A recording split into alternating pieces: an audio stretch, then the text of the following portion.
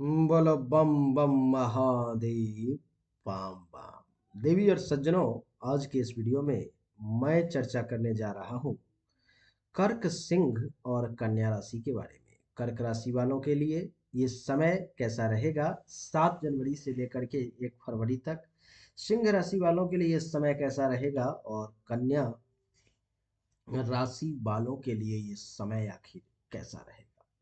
देवी और सज्जनों, बुध का गोचर होने जा रहा है 7 जनवरी को धनु राशि में और 1 फरवरी तक वो रहेगा। बुध देव आपके भाग्य में करेंगे बहुत बड़ा बदलाव। देवी और सज्जनों, बहुत सारे लोग ऐसा कहते हैं कि गुरुदेव, गोचर में एक से एक बढ़ के परिवर्तन हो रहा है, एक से एक अच्छी से अच्छी घटनाएं होती हैं, लेकिन मैं उसका लाभ नहीं ले पाता हूँ। क्या ज्योतिष सब झूठ तो कहीं नहीं बोलते? देवी और सज्जनों, कुछ एग्जाम्पल देता हूँ, बड़ा ध्यान से समझने की कोशिश करना है आप। उदाहरण के लिए जरा सा समझने का प्रयास करेंगे।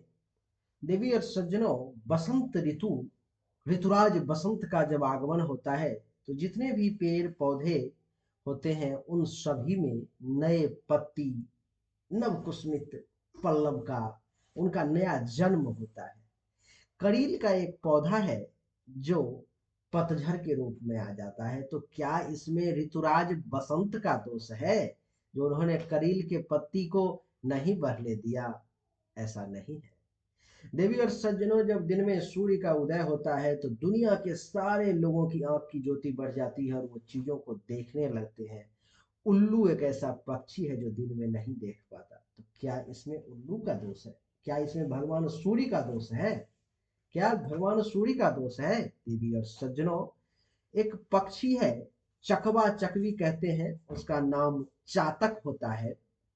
जब बादल बरसती है, जब मेघ होता है, तो चकवा चकवी नाम के पक्षी के मुख में वर्षा का बूंद नहीं पड़ पाता। तो क्या इसमें मेघ का दोष है? नहीं देवी और सज्जनों, इसमें तो उल्लू का दोष है जो वो दिन में नहीं देख पाता। इसमें तो वो चकवा चकवी का दोष है जो वो बारिश के बूंदों को अपने मुख में नहीं ले पाता। इसमें तो करील के पौधे का दोष है जो वो बसंत ऋतुराज का जब आगमन होता है तो उसका वो लाभ नहीं ले पाता। ठीक उसी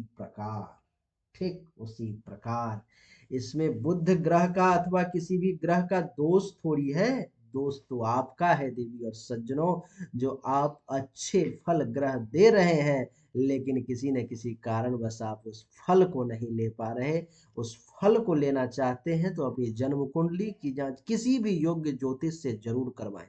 मैं ये बिल्कुल नहीं कह रहा कि अपनी हस्तरेखा और जन्म कुंडली की जांच आप मुझसे ही करवाएं, आप किसी से भी करवा सकते हैं, लेकिन अगर मुझसे करवाना चाहते हैं तो ये व्हाट्सएप नंबर है 7062757996।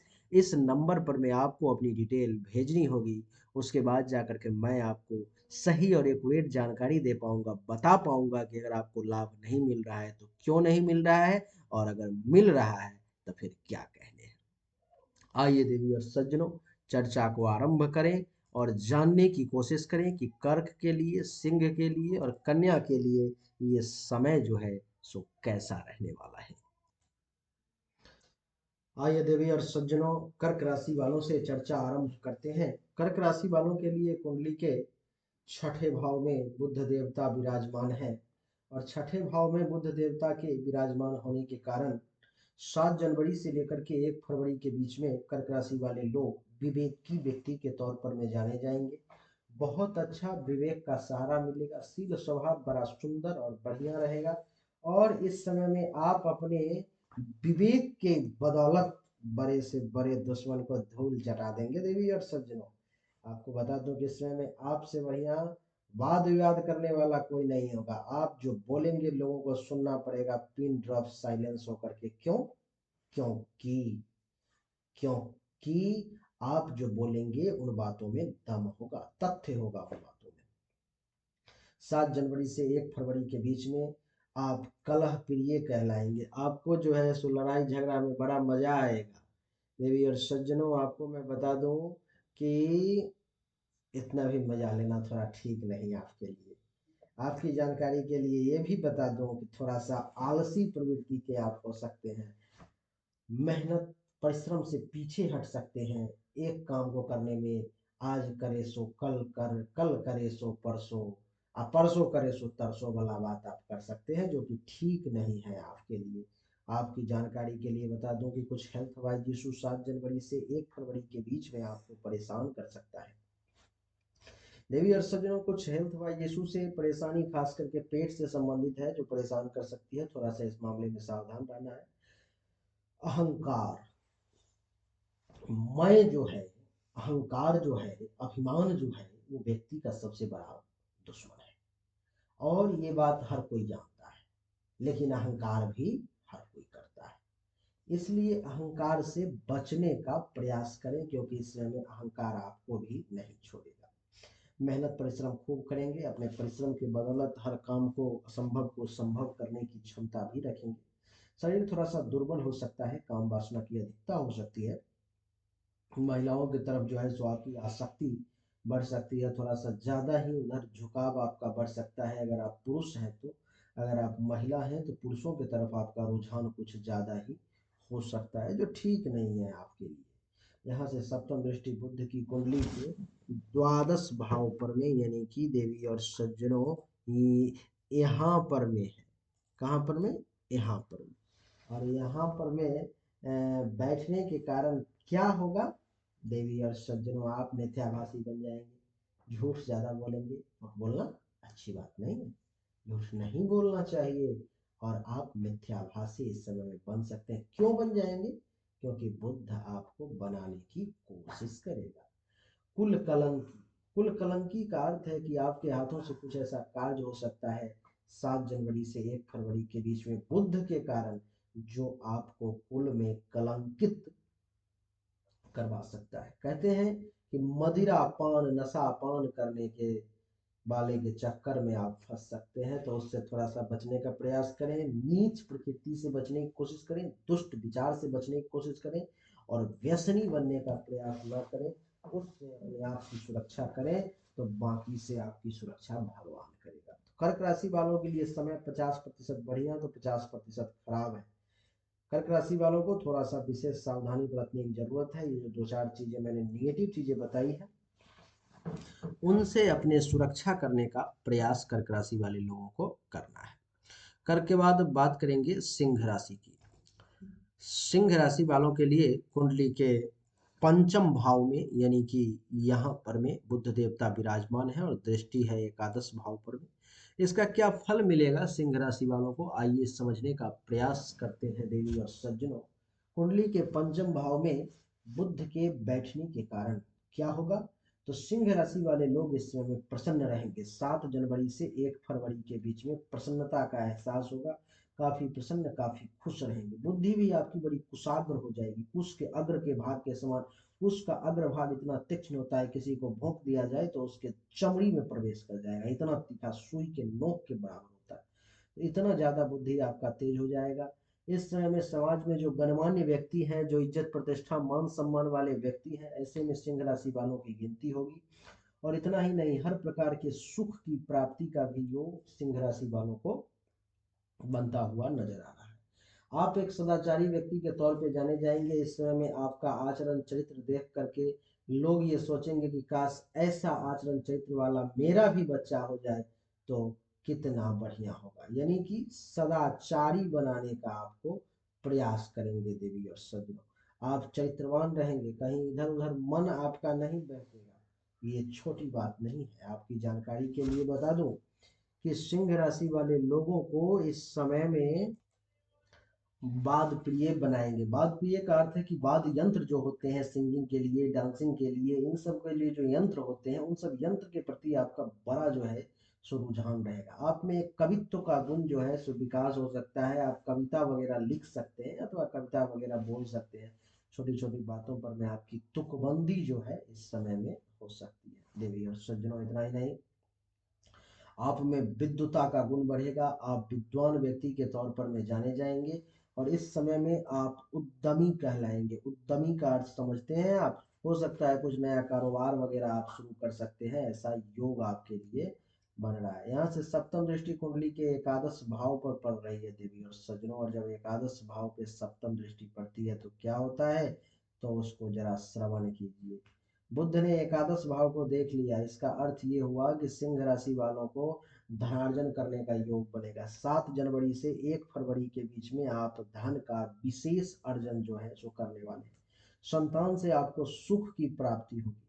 आपकी गिनती विद्वान व्यक्ति के तौर पर में समाज में होगी और आप कला विशारद के तौर पर में भी जाने जाएंगे। तो देवी और सज्जनों, समय बड़ा कमाल का रहने वाला है। बस इसमें से आप मोती लुट रही है, आप कितना लेने में सक्षम है बस वो देखिए। और आप भी तभी सक्षम होंगे जब आपके ग्रह कुंडली में अनुकूल होंगे। सिंह के बाद देवी और सज्जनों, आइए तीसरी राशि की तरफ आगे बढ़ते हैं। कन्या राशि के बारे में चर्चा करते हैं। कन्या राशि वालों के लिए कुंडली के चौथे भाव में बुध देव का प्रवेश है और दृष्टि है 10वें भाव पर में। इसका क्या फल होगा 7 जनवरी से लेकर के 1 फरवरी तक। देवी और सज्जनों, 7 जनवरी से लेकर के 1 फरवरी तक इसका फल क्या होगा। 10वें भाव पर में दृष्टि पड़ी है, पहले उसी के फल को जान लेते हैं। इसके कारण कन्या राशि वालों को राजा, राजा समान व्यक्ति, बड़े लोग, पैसे वाले, सेठ, साहूकार, इन सबसे मान सम्मान की खूब प्राप्ति के योग बन रहे हैं। आपकी कृति में वृद्धि होगी, आप कीर्तिवान बनेंगे। इतना ही नहीं, आपकी अच्छे अच्छे गुणों की, आपके अच्छे अच्छे कार्यों की हर तरफ चर्चा होगी। देवी और सज्जनों, आपको भगवान की कृपा से सुख की प्राप्ति होगी और इस समय में आप सुखी कहलाएंगे। देवी और सज्जनों, आपका गिनती आपके कुलीन परिवार में होगा, कुलीन खानदान में होगा। आप एक कुलीन व्यक्ति के तौर पर में जाने जाएंगे। आपके कर्म को देख करके लोग ये अंदाजा लगाएंगे ये जो व्यक्ति है बहुत अच्छे परिवार का है, बहुत अच्छे कुल खानदान का है। इतना ही नहीं, कुल दीपक कहलाएंगे आप। आपके कर्म को देख करके आपके माता पिता, आपके दादा दादी, चाचा ताई ताया, गांव समाज के लोग तो जलन ही करते हैं, लेकिन माता पिता को गर्व होगा कि ये हमारे कुल का दीपक है जिसने जन्म लिया है हमारे घर में। देवी और सज्जनों, इतना ही नहीं, चौथे भाव में बुध आपकी कुंडली में बैठा हुआ है 7 जनवरी से 1 फरवरी के बीच में। तो कन्या राशि वाले आप पंडित कहलाएंगे। पंडित का अर्थ है कि विद्वान कहलाएंगे। आप बहुत अच्छा जो है सो ज्ञान अर्जन करेंगे और आपके विद्वता की जो है सो चर्चा होगी। आपके पांडित्य की, आपके ज्ञान की चर्चा होगी। आपका भाग्य भी खूब साथ देगा और इस समय में देखेंगे कि भाग्य भरोसे बहुत सारा काम अपने आप होता हुआ चला जाएगा। देवी और सज्जनों, वाहन का सुख मिलेगा। हो सकता है तो 7 जनवरी से लेकर के 1 फरवरी के बीच में कोई गाड़ी वगैरह भी ले सकते हैं, अथवा जो ले रखे हो उसको मजे से चला सकते हो। इस समय दान पुण्य भी कन्या राशि वाले खूब करेंगे। दानी बनने का योग है। शरीर थोड़ा सा आलसी और भारी इस बीच में हो सकता है। संगीत की तरफ विशेष रुझान होगा, गीत प्रिय रहेंगे। उदार स्वभाव रहेगा, किसी को देने में बहुत ज्यादा सोचेंगे नहीं। बंधुओं से बड़ा प्रेम रहेगा। लेखक वर्ग के जो लोग हैं उनको लिखने का बड़ा शौक चढ़ेगा और बढ़िया लिख पाएंगे। नीतिज्ञ कहलाएंगे, नीतिवान कहलाएंगे। आपके द्वारा जो बातें किसी को बताई जाएगी वो बातें सोचने समझने लायक होंगी। तो देवी और सज्जनों, यही थी कर्क, सिंह और कन्या, इन 3 राशि की कहानी 7 जनवरी से लेकर के 1 फरवरी तक की। बड़ा ही संक्षिप्त में 10-15 मिनट के अंदर में हमने बताने का प्रयास किया है। उम्मीद करता हूँ कि आपको पसंद आया होगा। लेकिन आप में से ऐसे जो भी लोग हों जिनको बढ़िया फल नहीं मिल पा रहा है ग्रह के गोचर का, उनके लिए मेरा दरबार हमेशा खुला हुआ है। वो अपने दोनों हाथ के हथेली का फोटो, अपनी जन्म तारीख, जन्म समय, जन्म स्थान मेरे व्हाट्सएप नंबर 7062757996 पर में भेज देंगे। इस पर में आपको सही और उचित जानकारी प्राप्त होगी। ध्यान रहे, ये पेड सर्विस है। फीस जमा होने के बाद ही आपकी बातचीत मुझसे हो पाएगी, लेकिन जानकारी के लिए निश्चिंत रहेंगे और इस जानकारी आपको बहुत ही एक्यूरेट प्राप्त होगी। देवी और सज्जनों, अगर आपको अच्छा लगा तो इस वीडियो को लाइक करें, कम से कम 10-20 लोगों को शेयर कर दें। इसी में आपका पुण्य हो जाएगा कि आपने मुफ्त में चीज़ों को नहीं देखा। आपको अगर अच्छा लग रहा है मेरा चैनल तो इसको सब्सक्राइब करें, बेल आइकन के बटन को दबा दें। आप सभी का एक बार फिर से बहुत बहुत धन्यवाद। Thank you so much. जय हिंद, वंदे मातरम। बोलिए राधे।